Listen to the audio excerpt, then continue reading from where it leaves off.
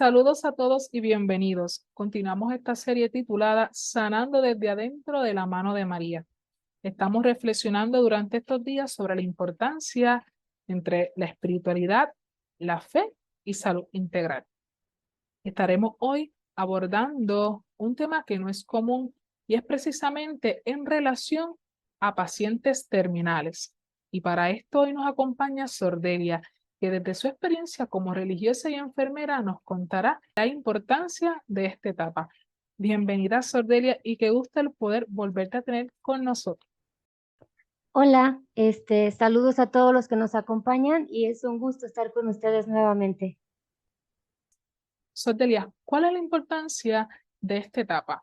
En esta etapa, a mí me parece que hay un tabú muy grande que es el de no hay que hablar de esto y sobre todo menos con los enfermos porque no se vaya a sentir mal, ¿no? No se vaya a poner triste. Entonces, creo que la importancia de esta etapa es hacerles sentir que están acompañados, que no van solos. Y que no solo están acompañados de mí como religiosa y que van a tener cuidados profesionales como enfermería, sino hacerles sentir que Jesús, que María Santísima están con el paciente, que van con él, con ella y que les acompaña. Y juntos todos nosotros vamos a ayudarles a que sientan esta paz en su corazón. Entonces, pienso que la importancia de esta etapa es el acompañar. Me gusta, Sordelia, como desde el principio marcas, ¿no? Esa importancia de acompañar. No es tanto hacer, sino acompañarles. ¿Nos pudieras comentar cómo ha sido esa experiencia con pacientes terminales? Bueno, mi experiencia con pacientes de este tipo, al principio, voy a decir la palabra tal cual, era una experiencia de impresión y de miedo. Sin embargo, ahora, mi experiencia actual es una experiencia de compasión, es la palabra como tal, compasión, acompañar al enfermo con la misma pasión que Jesús acompañaba a los enfermos y estaba cerca de ellos. Entonces, para mí, este tipo de pacientes es muy comprometedor. Y bueno, hablo de mi propia experiencia al haber, no acompañado totalmente, pero sí al haber tenido eh, tres personas muy cercanas a mí, que fueron dos tías y mi abuelita. eh, Fue impresionante porque no es lo mismo acompañar pacientes que no son tu familia, a los que les puedes decir, aquí estoy contigo, te voy a acompañar, a que cuando te toca a ti. Entonces, y digo al principio me fue de impresión porque desde que yo era formanda empecé a cuidar enfermos de cáncer terminal. En su mayoría, la mayoría de los que cuidé eran de cáncer terminal. Y bueno, me tocaron que sí fallecieron, pero mi experiencia actual es mirarlos con compasión, estar con ellos y acompañarlos, como decía anteriormente. Ahora bien, Soleria, ya nos contaste cómo ha sido esa experiencia de acompañar al paciente. ¿Cómo es a su vez acompañar a los familiares de estos pacientes que están en este proceso terminal? Wow, este es otro tema también.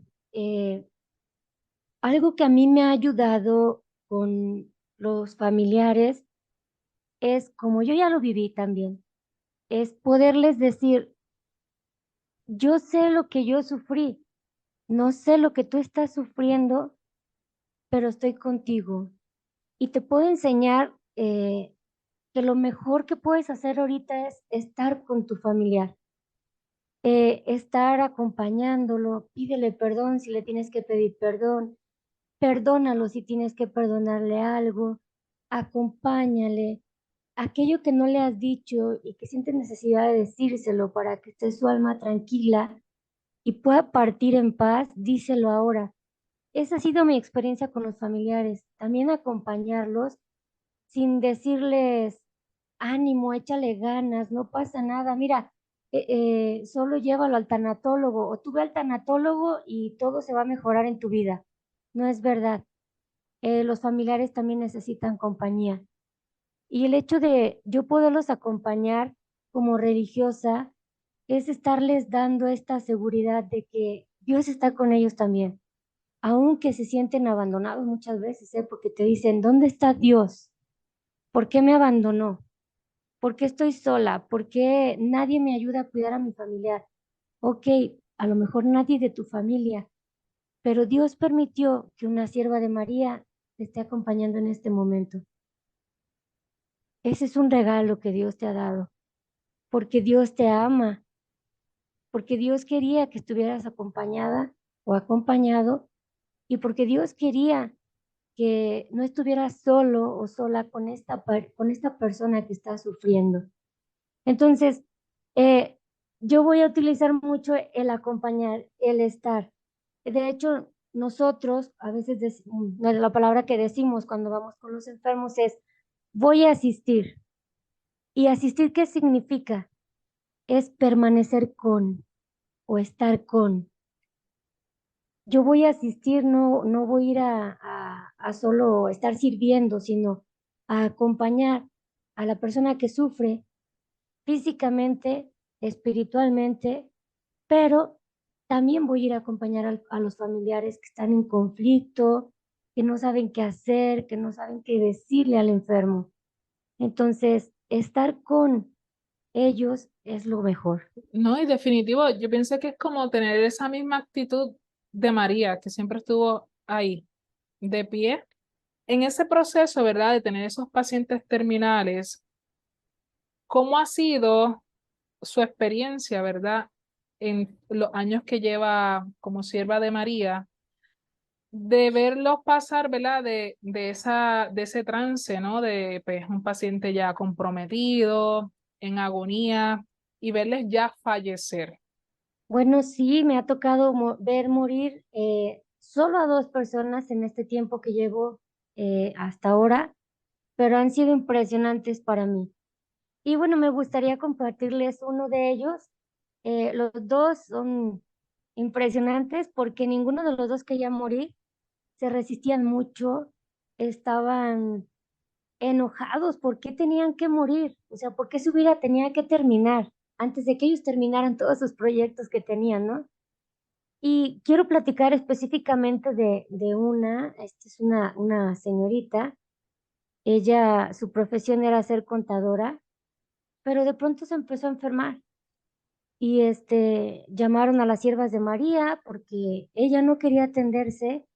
Sin embargo, a mí me da la impresión de que ella sí sabía lo que tenía. Sabía que tenía cáncer de pulmón porque yo lo supe después de que ella falleció, porque se encontraron sus estudios y todo. Creemos que ella sí sabía que ya estaba muy mal y que literalmente estaba en fase terminal y que bendito sea Dios le tocó que una sierva de María fue, pero fue muy difícil estar con ella, primero por el espacio en el que ella se movía, ¿no? Era un espacio pequeño, su casa la había organizado así como una mini casa y ella era alta, entonces las puertas eran chiquitas, había muchos escalones en su cuarto y además ella no quería dormir con la luz encendida. Nunca supe por qué, pero me impresionaba mucho eso. Entonces yo le decía, cuando yo escuchaba que se movía, yo le decía, recuerde que yo estoy acompañándola, ¿eh? No está sola, yo estoy aquí, puede descansar tranquila. Y nada más me decía, sí. Y para levantarse al baño, quererse sentar en la cama, yo quería ir a ayudarle y me decía, y no vengas. Entonces, literalmente yo estaba con la luz apagada, adivinando qué podía pasar o qué seguía con ella, ¿no? Entonces, un día que yo llegué, un día en la noche, ella estaba cenando y me tocó que tenía una lamparita en una esquinita del cuarto y pues ella estaba cenando muy despacio porque se le dificultaba respirar. Entonces, accidentalmente o providencialmente, puedo decirlo, diosidencialmente, vi una revistita como una vida de santo, una vida ejemplar y era exactamente era de la Madre Teresa de Calcuta, y se me ocurrió en ese momento preguntarle, ay, ¿es devota de la Madre Teresa de Calcuta? Y me contestó, sí. Digo, uy, qué padre. Y entonces le digo, ella fue una persona muy santa, ¿eh? Hizo muchas cosas, cuidar enfermos, y empecé a platicar, ¿no? Y ella nada más me escuchaba y seguía cenando, y se me ocurrió preguntarle, ¿y tú cómo te imaginas el cielo? Porque yo le dije que la Madre Teresa pues había vivido el cielo en la tierra, y yo estaba segura que ahora estaba en el cielo disfrutando y la estaba acompañando a ella porque pues era devota de ella. Y entonces me dijo, fue como la primera vez del tiempo que yo fui con ella que me contestó así largo y me dice, yo me imagino el cielo como un espacio luminoso, claro, cálido, tranquilo y en compañía de personas como la Madre Teresa. Entonces yo le eché un chascarrillo, o sea, me reí un poco y le dije, ay, si a ti no te gusta tener luz, entonces te vas a encandilar cuando entres al cielo, ¿qué van a hacer? Y entonces ella se sonrió y me dice, aún así me gustaría llegar al cielo. Y bueno, fue muy satisfactorio eso porque justo esa noche yo creo que era el momento, no cabe duda que era el momento de platicar del cielo, puesto que esa fue la noche que se fue. Entonces ya se recostó, volvimos a tener la luz apagada. eh, yo escuché su respiración, cómo cambió y se empezó a agitar y le pregunté si se sentía mal. Entonces ella no me contestaba y solo le dije, ahora sí, debo de prender la luz, no puedo estar sin luz. Necesito ver qué te pasa, tomarte la presión, ver qué necesitas. Y solo la última palabra que me dijo fue, no. Entonces lo que hice fue prender una luz externa, pues para respetar que no quería la luz de adentro prendida. Y con lo que me entrara de luz de afuera, me percaté de que ella estaba terminando y bueno, le pedí perdón, le dije que me perdonara, pero que necesitaba encender la luz porque necesitaba acompañarla y que no tuviera miedo porque ese cielo que ella se imaginaba realmente existía. Y bueno, allí todo lo que el Espíritu Santo nos va diciendo, nos va iluminando, se lo va diciendo uno. Y así fue como fue muriendo, le empecé a rezar la recomendación del alma y se le veía una mirada fea, o sea, de no quiero morir, o sea, de por sí ella se resistía mucho a hablar de la muerte. Y porque alguna vez se lo pregunté para poderle acercar los sacramentos y de hecho de su parroquia se los llevaban. Pero fue impresionante cómo rezándole la recomendación del alma y precisamente en la oración que dice, Señor mío, te entrego a fulanita de tal en tus manos, recíbela, fue cuando ella terminó. Fue impresionante cómo su rostro se transformó de estar como angustiado, fue poniéndose pacífico, tranquilo, de tal manera que lo que yo experimentaba antes en esa oscuridad era así como inseguridad, incertidumbre, en ese momento se volvió tranquilidad.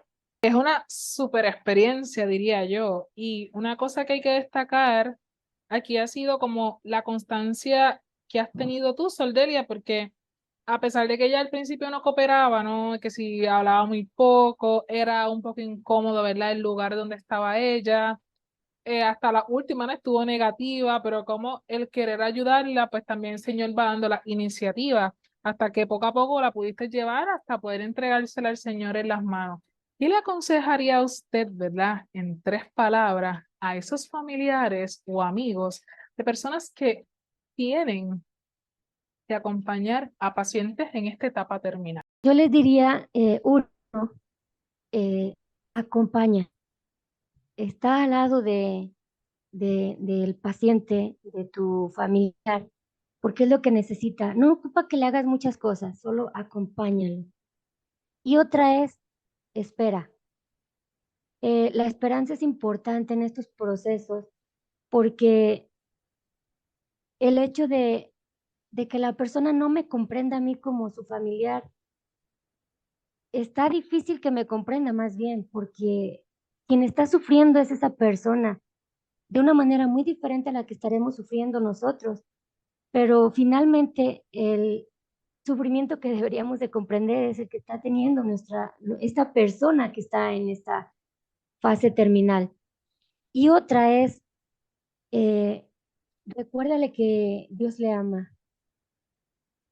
Mm, Muchas veces no queremos hablar porque no se vaya a incomodar, pero habrá quienes no les podemos decir como tal, Dios te ama y Dios está aquí contigo. Podemos decirle, hay alguien que te ama mucho más que lo que te puedo amar yo, que te acompaña mucho más de lo que yo te puedo acompañar y le estoy pidiendo por ti. Invito a todos a que nos acompañen a hacer la oración para pedir la intercesión de Nuestra Señora de la Salud por cada uno de los enfermos que no tienen quien les cuide. Oración, tú que del triste mortal eres salud y esperanza, de tu Hijo, Virgen, alcanza la curación de mi mal. Y si este bien temporal no conviene al alma mía, dame paciencia, oh María, hasta que llegue el momento en que de males exento goce la eterna alegría. Amén. Amén.